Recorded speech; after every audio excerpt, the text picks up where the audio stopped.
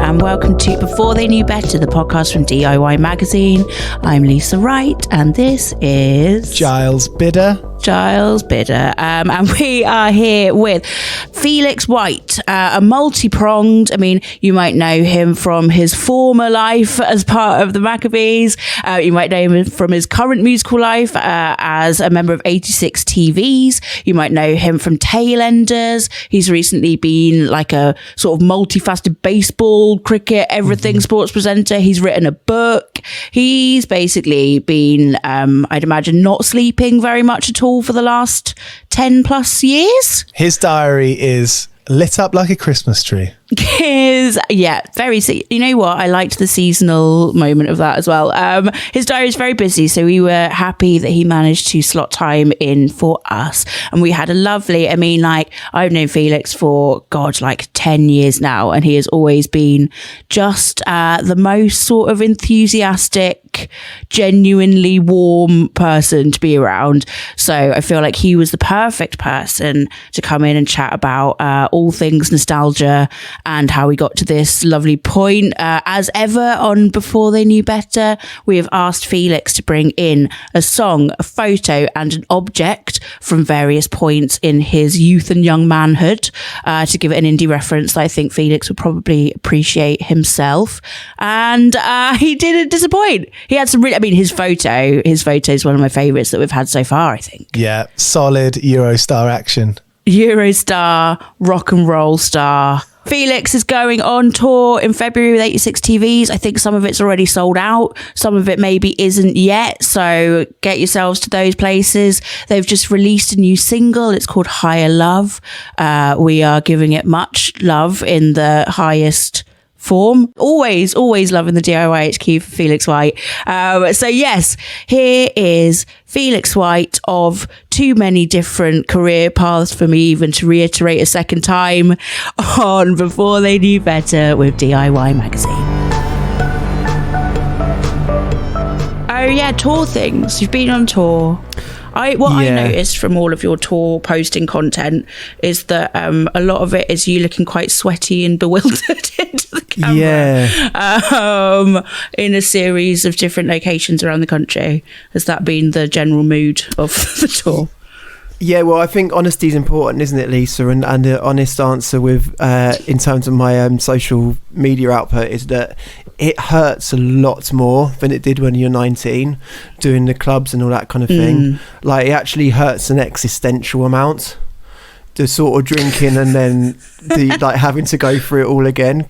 Even though it was so great, as anyone knows, approaching 40, as I unfortunately am, it's just painful to do it every day. It's been a weird time because it's very nostalgic and exciting actually to be doing it again, and quite often musicians of my age will, when they're doing the clubs, those sort of clubs again, that's kind of like something's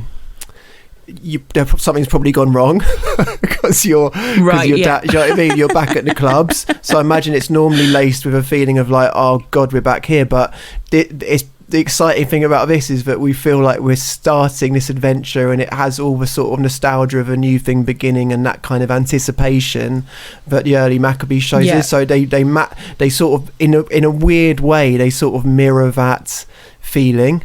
But yeah, thank you for you are perceptive in noting that, and it's definitely my body doesn't feel the same as it did then, but then it'd be weird if it did, wouldn't it? That's part of the fun. When the Maccabees was going for a while, but that was the things that we were the most romantic about those early times. And I think with as things go on and hopefully you become more successful, the downside of that is a lot more space gets generated between everyone because people get their own hotel rooms and then people do that. And then it's interesting how that physical space turns into actual sort of mentality space because people have time to develop their individual, which is obviously a positive thing, your own ideas about life, but the group becomes harder to keep together. So it's nice being back in this zone where, because you're so physically close all the time, it sort of generates its own like energy and momentum, and it's kind of really nostalgic feelings. Remember how that breeds its own thing, if you know what I mean. This is obviously a podcast about childhood and teenage years, and you're in a band with your brothers. So maybe that sort of sharing rooms, top and tail in the bed, perhaps, is quite a sort of throwback to being young in itself. Yeah, well, there's no top and tailing in beds. But there is no. No. But do you know what? It's interesting you say that, because this morning we were speaking to each other about something band related. Oh yeah, that was it. We were talking about some videos we're going to post or not post, and there's one video of us all singing Bob Dylan before we go on stage in London that someone shot, and we're all singing. We're really into the 80s religious period Bob Dylan at the moment, and we're all like sort of dancing together and singing it.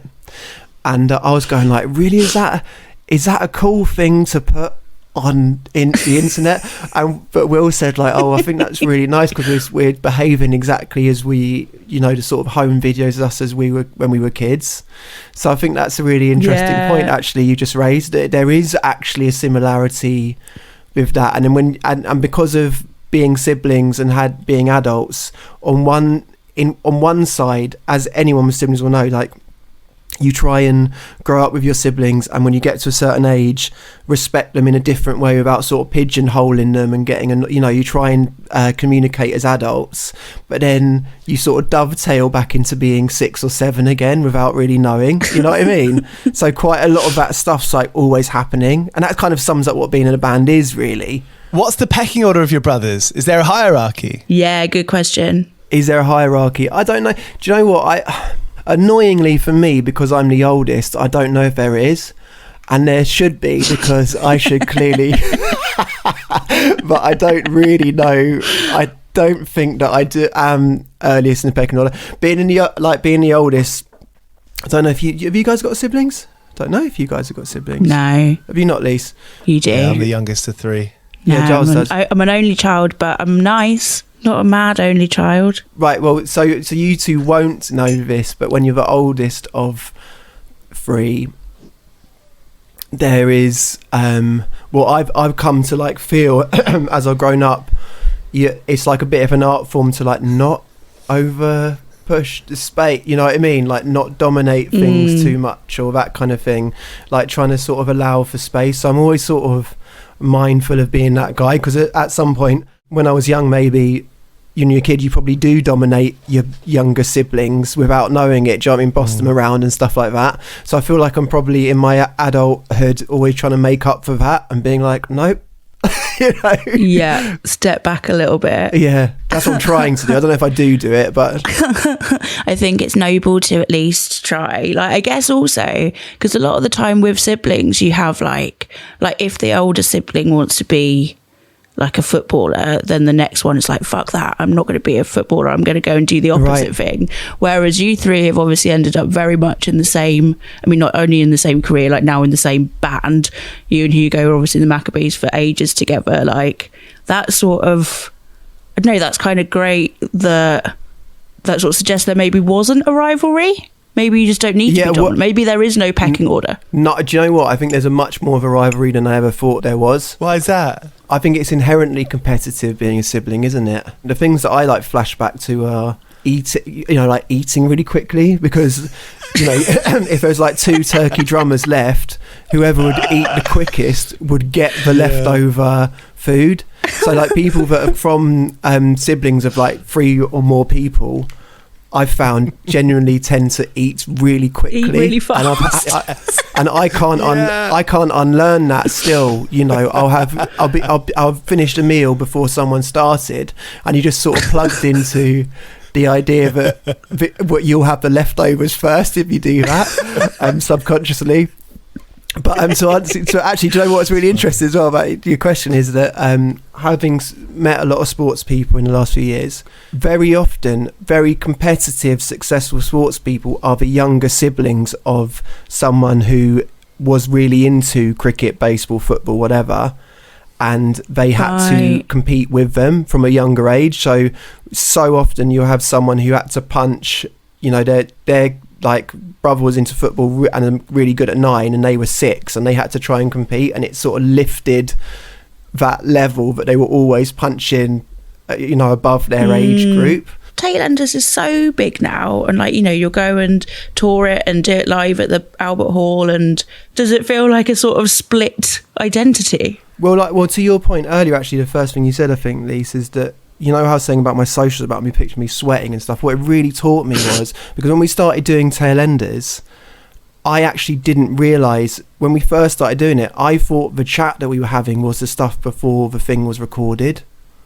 I didn't realise it was the episode, so I thought that we were just starting before the podcast, the show started, and then the show was going to be something else or edited up. And when I listened to it, that was the actual what the show was. And to begin with, I was sort of mortified, because I would, like in the Maccabees or whatever, would make an effort not to present myself as like goofy or silly or that kind of thing. But with the wave of how it was received, and then kind of like making these friends with Greg and Jimmy in that world, it kind of loosened me up, and it sort of really taught me this lesson of somehow people, sometimes, not always, but sometimes people can really tell if it's not been too conceived or preconceived. Sometimes there's just some sort of element of that people can lock into and turns them on or off. Definitely. And so I think that sort of, it's really taught me that I just really love cricket, and I was just openly talking how I would talk to anyone about it, and that had some sort of resonance somehow with people that love cricket or not. So that's really taught me something about output and like sort of being in the world. It's not always the case. Obviously, that's great art isn't always made like that. People think a lot about it and put it out, so it's not always like a rule to being an artist.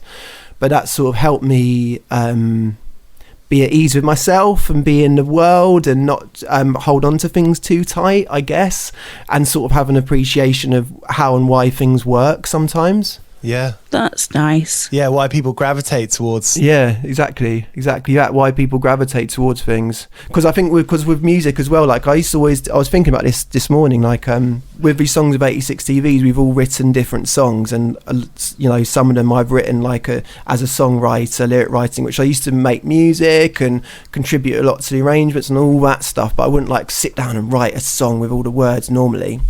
I always thought that was a bit beyond me. So, and one part of it was like always sitting down and thinking, you'd write a line and I'd be in my head, I had such a map of all the greats in music, but I'd be like, would Bob Dylan ever think that line was good enough? And be like, no, of course he wouldn't, and scrap it and scrap it and scrap it. So I'd always be in a constant state of like the brakes being on.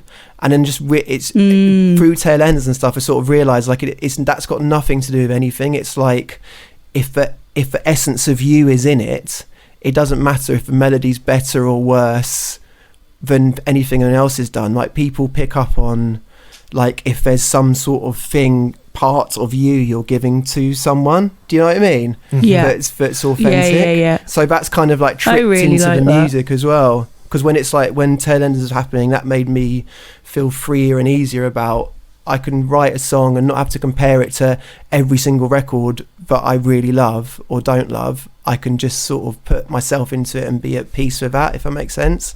That's a very lovely sentiment. And I think it does come through. I remember the first time watching you guys 86 TVs at The Great Escape in Brighton. And I think it was just so nice sort of watching. It was like, oh, okay, like you look so like the excitement and the sort of like joy that I think, you run a label, you do club nights, you like love music very obviously. And I think like that sort of just like pure like, enthusiasm and excitement to be there came through like in such a lovely way that I just thought like, oh yeah, it's just nice when you see people on stage that like really fucking want to be there, and that like really, yeah, do you know, that sort of passion I think come through quite nice. Yeah, that's really sweet that you say that, because there was a risk with that, Lisa, especially honestly, like with people like you who had been coming to see the Maccabees from the start, or were part of the Maccabees thing, and like supported the band and helped us. There's definitely an element of risk in what I felt, that element of risk, because I felt like part of me didn't want to do 86 TVs at one stage, because I didn't want to break that thing of what the Maccabees had been. Do you know what I mean? I didn't want to like turn up and people go like, oh yeah, well actually it isn't. You know what I mean? Like sort of smash some sort of precious idea of it. So that is actually really important to hear. That it means a lot to hear something like that, definitely, because it just feels like, oh yeah, we got that right, I think, you know, and I feel happy that we were brave enough to actually do it. Scar tissue that I wish you saw. Mr. Know It. So we've asked you to bring in a song, a photo, an object, and yeah, your song choice, Chili Peppers, I feel like, is the sort of thing that maybe when you were young you thought made you like an absolute badass, and then now as you get older it's like, was I correct in that? Well, summary? No, I don't know if I would be that anti Chili Peppers now. I've heard people say really mean stuff about Chili Peppers, don't they? Like Nick Cave said that wherever he goes, if there's bad music happening, he realizes it's always Chili Peppers or something. Like people say like that's got to come from some personal place. It's because they overwent their set before Nick Cave and the Bad Seeds played. Right? I'm sure that you don't. Right. That's got to be personal. I could tell him this as a counterbalance to his argument, that when I was probably 12 or 13, Californication came out, and back in those days, you could. Obviously, not everyone owned the CD. Music was far harder to find and was like less accessible. But it was right in that period where you could ask someone who had it to tape it for you. So I'd heard Scar Tissue a lot on the radio, and I got Amita Patel, which I should still be thanking her for this day for doing this. I got her to record me Californication, but not the entirety of Californication on tape, which would have been easy because you can press record and let it run. I got her to make me a tape that had Scar Tissue again and again and again, front to back, so I wouldn't have to rewind it. And I've still got this tape. I actually got this tape next door because I found it in my brother's glove compartment the other day. I got poor Amita Patel to do that's 90 minutes. I can't work out how many times that would be. That's probably about more than 20 times Scar Tissue, where she'd have had to have recorded it up to the end of Scar Tissue, listened, then rewinded Scar Tissue back, recorded it again and again, and I just used to blissfully just sit there and just listen to both sides of Scar Tissue again and again. What is it about? Is it the guitar at the start? It's really it is one of those instantly classic things, I guess, isn't it? Scars. I don't know what it was, but do you know what? To this day, it better be. To this day, that's how I listen. I don't know about you guys, but that's how I listen to music. If I fall in love with a song, I will listen to that song again and again and again and again and again and again and again and again and again. At the beginning, thinking that I will never get bored of this song, and and it change your life, and then a week into it you find the next song. But that's pretty much how I absorb music now. So actually, now that I think about that, that's quite interesting that I did that, because when music does that to you, when it's like brand new but you feel like you know it already, but you also think the further I get the more I'm going to find. That's an amazing thing, isn't it? Inside 3 minutes, and you feel like, oh, I'm going to listen to it again and again and again and again and again and again and again. Thanks to me, Patel. I'll tell you what, guys, I'm going to go next door and actually get the tape, because I know where it is. 2 seconds. Please. I haven't got the case, unfortunately, where credit is due. She wrote the playlist on the back on the actual cassette, where it just goes every single handwriting task. And I don't know where that is, but I've got this Scar Tissue Chili Peppers. This is actually my most treasured record in my collection still. Brilliant. That's incredible. Brilliant. My main question is it in your brother's glove box, because he's just been doing the same thing, listening to it on repeat like 25 times, but now as a 30-something-year-old? It's such a good question. He pleaded ignorance on that. He said he swear he didn't knew he had it, but I think now you're mentioning that, but maybe, yeah. I don't know, man. I don't think there's a more sought after tape in my family history than this, and I'm going to be keeping this. It's a beautiful thing. What a beautiful thing, yeah. Yeah. Anyway. And a labour of love, and exactly. It was definitely a labour. It's a show of respect and love, isn't it, to do that? That was a beautiful thing about mixtapes. This is good DIY merch. just to have scar tissue on a tape back to back. That would be great. You guys could sell that. And anyway, I'll leave that stuff to you. Keep DIY free. Yeah, exactly. Yeah. Keep DIY free. Oh God, this maybe not, but you know, fund us in other ways. That would be great. Are you still a big Chili Peppers? Have you ever played with Chili Peppers? No, never. Our paths never crossed with Chili Peppers. I know that Foles toured with them, but we sort of never came into communication with them at all, ever really. But I'm not that big a Chili Peppers fan, really. I mean, and I don't hate them either. He says. But yeah, I think we have evidence to the contrary. I think this proves otherwise. I've got a room full of Chili Pepper stuff next door. Like next door, just like wall to wall.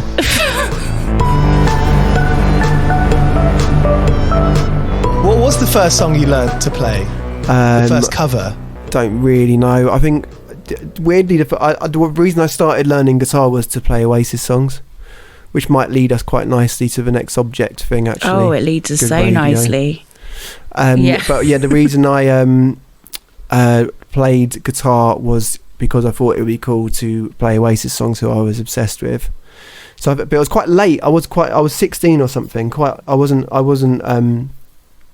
It was quite. Normally, like, musicians are borderline virtuosos. I know what they're doing at 16, but I think I was starting at 16, 17.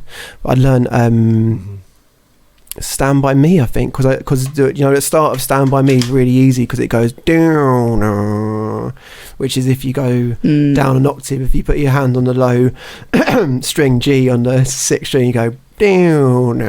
That's really easy to do, but it sounds cool and it's very identifiable. So I remember doing that. That's probably the first thing I ever thought to do on a guitar. Yeah. So the photos that you brought in it's really good. Like, so you are with where did you find Liam?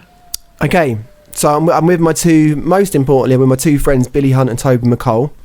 But we are also in said picture, we're with Liam Gallagher, who looks, actually, he's got sort of the classic Liam stance where he looks like almost like a cardboard cut out of Liam Gallagher. You couldn't have a more perfect sort of Liam stance than Liam. How does he do it? But I guarantee you that it's because he looks like he's from another place than us, doesn't he? He looks like he's sort of like he's got a different sort of, someone's treated his image differently to ours. It's really it's mad. It's just the aura, you know. That's what happens sort of when you're that much of a megastar. Aura there, yeah, definitely. Although you do like when you do take photos and stuff with really rich and famous people, like they do have a different gleam. It's like, oh, 5 a day money. Vitamins or whatever are glowing through their system.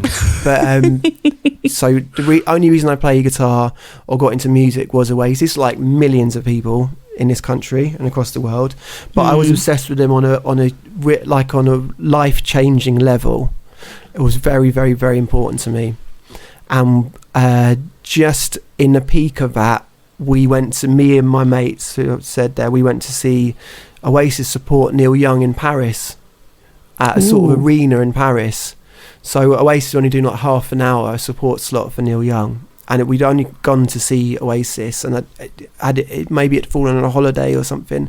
I mean, we were just there for one night, and I had my disposable camera with me to take photos of the gig, and I took photos of the gig, all of which, you remember, you used to take photos of disposable camera photos of gigs, and they all come back completely pitch black. So bad. But you just still in the hope of it, you'd be like bang, bang, bang, bang, bang, bang, because I'm really close to the stage or whatever, like constantly taking photos on your phone. Not the this now, except obviously nothing would come out. But so I had this camera on me, and we were on the Eurostar, and the classic people that are into Oasis were sort of on the train, you know, sort of Parker people. And whoever this guy was, I forever thank this person, because he identified that I must have been an Oasis fan. And we were sitting next to him, and they'd come back from the bar, and they looked quite white. And he just sort of nudged me and went, "Don't make a big deal about this, but if you go down to like 2 train whatever cabins down there, Liam's just in the bar." And even as I say that now, the memory of that feel, like welling up a bit. I remember my not like welling up, being kind of shot through of adrenaline and fear, and like kind of that sensation of this person from this fantasy person from this life who's always in my head, or his music is. and the reality of him being that close, you know. I remember that being really, am I making it sound stalkerish? It's when you're really that much of a fan. I just remember that sensation of like, I can't believe, you know, I used to have that all the time when bands were in the same town. You're like, I can't believe they're in London and I'm in London. Yeah, you know, that kind of feeling. But anyway, so I remember I floated with Billy and Toby really quietly to not try and make a scene out of it, because then it'd mean the whole cabin would go down and rush Liam or whatever, and I wanted to keep to this guy's word. And Liam was there, and I asked him for a photo. He said yes, did the photo. I was clinging to that disposable camera after that.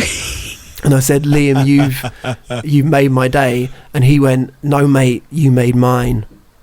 Oh, and that was it. And we were so buzzed that it happened just as we pulled up into Paris as well. So we happened to get off the train while it happened, and for some reason we had no need to. We ran down the train station, like off the train. But I think it must have been so shot of feeling, you know. And then I remember at the gig, Liam was wearing the same clothes that he was wearing on the Eurostar, which for some reason was important to me because it made it seem like it validated that it was real or something. You know what I mean? I couldn't believe that he was in, but he didn't change his clothes, and he's in, like, I was just saying this whole way through the gig, he's in the same jacket. He's in the same jacket. That's like, what would have happened in a dream. Yeah, exactly. It's really mad. I've had a couple of moments. I bumped into Noel in outside H&B Oxford Street and set the security alarm off there. I had a couple of really weird moments where these things just like intersected. But it's hard to sort of put into words when you're young how important little moments like that actually are. I just loved that for the guy that came up to you. He was like, don't make a big deal out of it, but here's something that, you know. Here's the biggest deal. That's why I think of that guy as some sort of like archangel. That for some reason we were sitting quite close to each other, so I feel like when I look back on that, I feel like maybe he was overhearing our conversations and understood how big a fan I was, maybe, or something. Like something made him have the feeling to go up to me as a 15 or 16-year-old and say, this kid will appreciate this. You know, something drove him to do that, which is really touching, isn't it? It was cute. Can you remember if you had to go up and sort of be subtle about it? Can you remember how you approached Liam? Oh yeah, I would have been incredibly polite. And actually, what happened was he was on the phone. He was on the phone to someone. We walked up, and I realised who he was on the phone to. Alan White, who was a drummer in Oasis. I realised because of the conversation, and I said to the guy that was clearly Liam's mate that was hanging out with him, "Do you think he'll mind if I ask him for a photo?" And the guy was like, "No, it'll be fine." And then he had that awkward thing of just sort of waiting there, like queuing up, just in the bar, like just waiting, with my mouth getting more and more dry. Weird, isn't it? I mean, I feel kind of sad saying this, but these things are important when you're. No, I think it's great that you did that. You'd have regretted it forever if you didn't, and it's a story to tell. It's a story to tell in those scenarios. Who cares if you crash and burn? It doesn't really matter. Totally, you know? And there is something in that, like that sort of philosophy that I do think I've adhered to throughout my life. Is like, if that opportunity is there, just do it. Say yes to the thing. Do the thing. Doesn't matter if you might feel a bit silly or not how you imagined yourself, or it might go wrong. Just do the thing, and it will take you. It will probably take you somewhere. You know. Has that logic ever helped you in any other specific? Have you had any other similar Liam situations where you have applied said logic? Yeah, I think to everything, Lisa. Well, definitely in the Maccabees. I think. With Tailenders and stuff, I think is a good example. I think it was just like it was just that wasn't necessarily a situation I thought I find myself in, but I just decided I'm going to say yes to these things, and we'll see where it lands. You know, so I think I apply that all the time. Still to this day, I apply that. That's why I did 12-hour baseball marathon on the BBC last week, which I'm still wondering why and what sequence events led me there. But that was kind of I don't know. No, I love that Liam story though, and I do think what you were saying before, because the one time that I've met Liam, I found it really hard to sort of not see him, because his like whole, when you've just looked at someone's face, like just in popular culture for so many years, and they're so recognizable that you could sort of recognize their silhouette, and I found it quite weird sort of trying to make the person in front of me be the person that I knew that it was, if that makes sense. Absolutely. Do you know what I mean? When you see someone that's so sense. famous that they sort of like don't seem like they're real. It makes 100% sense. Yeah, I had, because I actually did a thing with Noel at Banquet for Kingston. I did like a Q&A interview with him not so long ago, which was like an hour conversation, which was great. But I had exactly that sensation there, like being like, it's so weird when you know someone's mannerisms so well, it's almost not weird because you feel like you know them already, type sort of situation. Yeah, I mean, that's a dream though. How was that? Was he lovely? He was great. We did we had, the best part of that was that we had an hour before the whole thing happened where he was like, come into the dressing room, and he had a Wagamama's, and he just was asking me about, have I heard this tune and this tune and this tune, and playing it on his phone, and then I'll be listening to it and go, oh, it sounds a bit like this, and then playing him a song on the phone, putting it to each other's ears, and like really mad, really amazing experience. That really brilliant. He's really kind of cute. got a reputation for being a bit of a hard ass, Grumpy. Oh, he was amazing. He was so like I think really into just so into music. So if you can get onto that conversation where you're just talking about records, it's like, okay, we're off. Well, talking about being young, there was this song on, I had this massively overworked question for him, where there's a song on that record called Trying to Find a Place That's Been and Gone, or a World That's Been and Gone, which I loved. Really melancholic, beautiful song. And there's this sound on it, but it sounds like sort of the wind, or like, you know, kind of thing. It sounds like it sounds like you're in a bedroom and something's knocking on the window, like rain or something. Like, really beautiful. And I thought, oh, against the record, this is really fascinating, because this is Noel revisiting being a young person in Manchester, and that sound, and, you know, that kind of like engaging with the melancholy of actually what it was to be that child and write that song. And so I've just pitched this big, like, you know, question to him, and he was just like, no, that's just me holding a finger down on a keyboard for 3 minutes. I haven't listened to it since. I was like, okay, next question. Okay.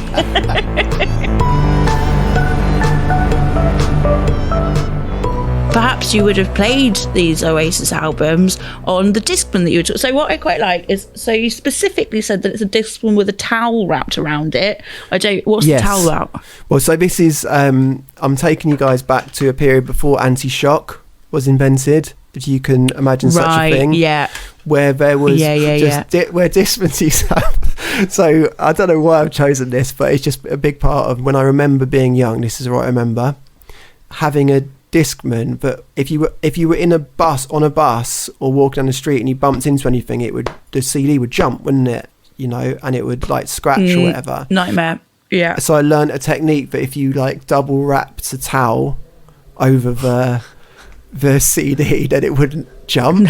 So I used to carry in jackets everywhere I went. But it's like kind of that much, like, obviously this is a podcast so you can't see it, but like quite a lot of stuff to take around with you at all times. It's like quite a big, you'd have to have a huge jacket to have it wrapped around. But that's how I would prioritise music, because I wouldn't want it to be constantly jumping on the bus or whatever. That's like actually that. And genius. It used to work really beautifully. It would just go a smooth ride on that train or whatever with that record. Did that technique take off on the school bus, on the school run? Did you I've never seen anyone else do that. I think that's why I'm bringing it in, because I just feel like maybe more attention should be given to, you know, the innovation. I'm going to use the word innovation, pioneering innovation of that.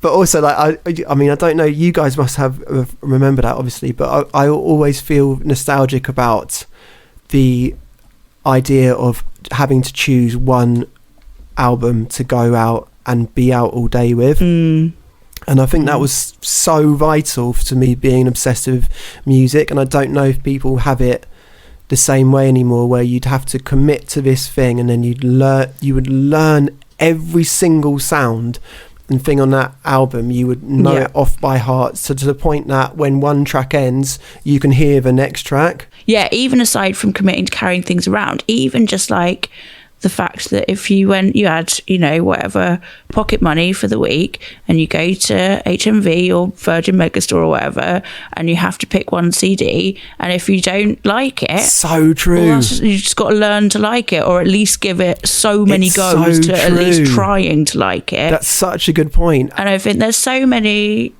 like albums where it's like, if that had just been a first skim through on Spotify, would you have bothered going back to it? Probably not. No. And then they end up being stuff that you love. But I have that. That's so true. And I have that now with national records, because during when Maccabees started happening in my early 20s, when I was getting into the national and Alligator and all that stuff, I remember for the first time thinking, what is this? It's so mundane and bland.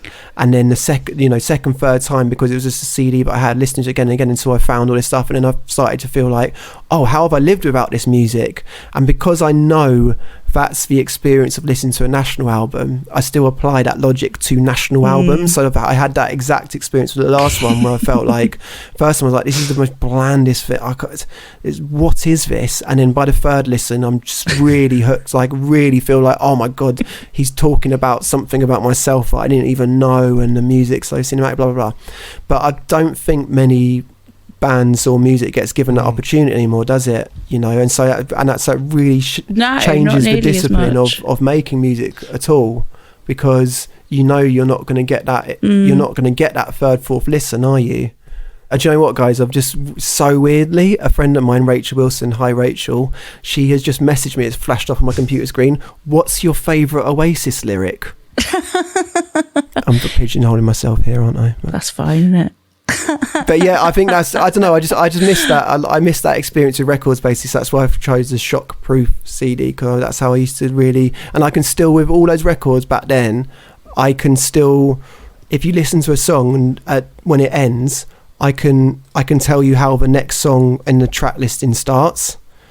And I don't think you have that with music anymore. I don't feel like you get connected enough with it to sort of, how your memory plays the next song in your head. If you hear the end of one song, when you're so used to hearing them together, I don't think it gets under your skin as much like that anymore. Or maybe we're just getting old and saying music's better in the old days, blah, blah, blah, boring. I don't know. I think there's something like, I never knew the towel trick. If only I'd have been given this vital information as a youngster. But like, I definitely remember having a paper round, and like, you'd balance the Discman on top of your papers. Nice. And it was a nightmare, because at the start of the round, when the bag was full, great, like a table. Yeah. As you slowly deliver the papers, very difficult to keep the balance of the thing up. Interesting. And that I remember being a very, very specific difficulty of being about 14. The difference with your thing is, my towel didn't reduce, so because I wasn't on a paper round, your paper padding got reduced during your job, which my towel didn't. And that is where what word did we use? Innovation and pioneering innovation. That's where my pioneering innovation lay. Isn't it funny? You get those things, especially when you have something that requires a knack to it. It's a CD player or a record player, or just something that has a trick. You don't know how you worked it out, that it needs this little nudge. So true.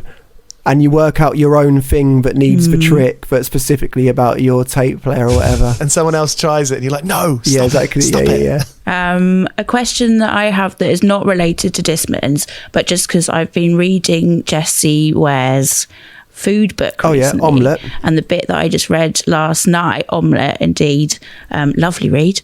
I didn't realise that you guys lived together when you were at uni, or like, I guess like teenage, uni age. Yeah, me and Jessie have been so close for such an unbelievable amount of time. I can still, walking into Honeywell Primary School as a new kid in year 5 and seeing Jessie's face weirdly as when we were like 8, I can still see the moment happening. So strange. But we were friends at primary school. We went to secondary school together.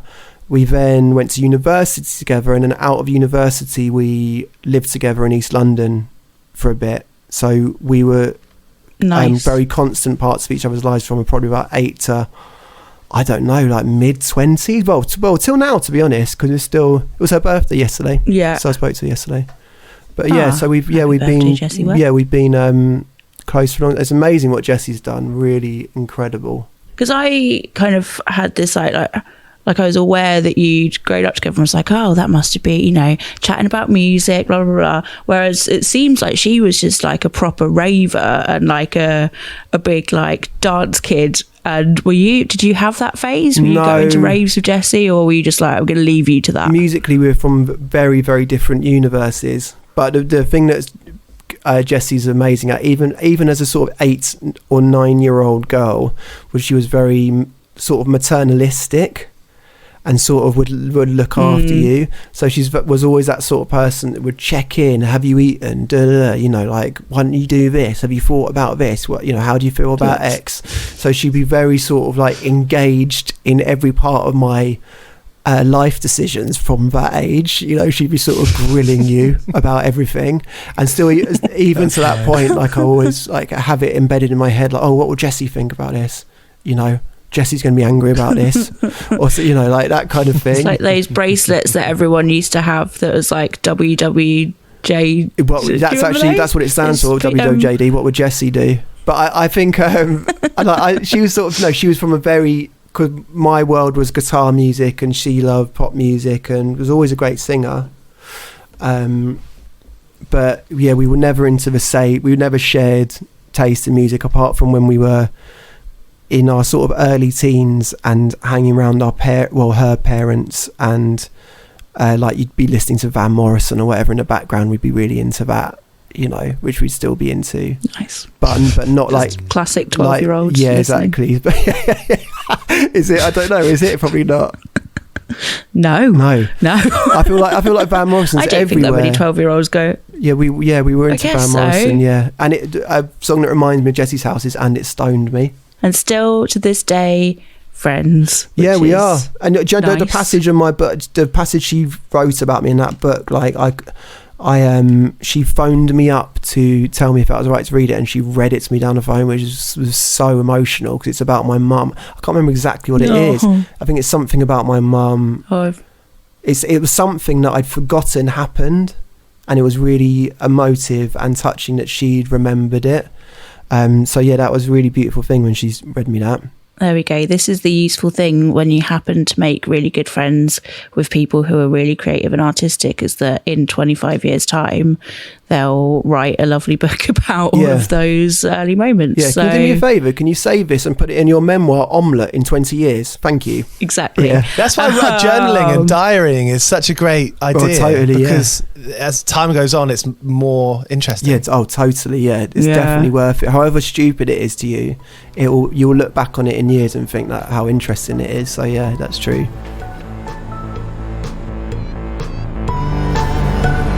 And that was Felix White. Felix is just a good chat, and I think he's really got a good approach to the world and a sort of very open mind, open heart, all of the good stuff.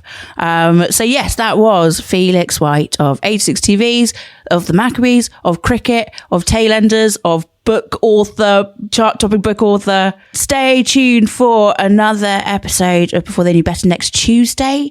Remember to give us a like and a subscribe, give us a review if you'd be so kind, and also give DIY Magazine's new issue with King Gizzard and the Lizard Wizard fun to say, fun to listen to. 25 albums and counting. So again, another very, very busy lot of people who, quite frankly, we're very lucky to be getting time with amongst their ludicrous schedule. They are giving us an interview ahead of their headline set at Wide Awake next year, selling like veritable hotcakes, like Australian psych rock hotcakes. That is available online. It's available on diymag.com/shop. It is available in certain record stores and nice places like that. Give it a read, a like, all that nice stuff, and we'll see you next week.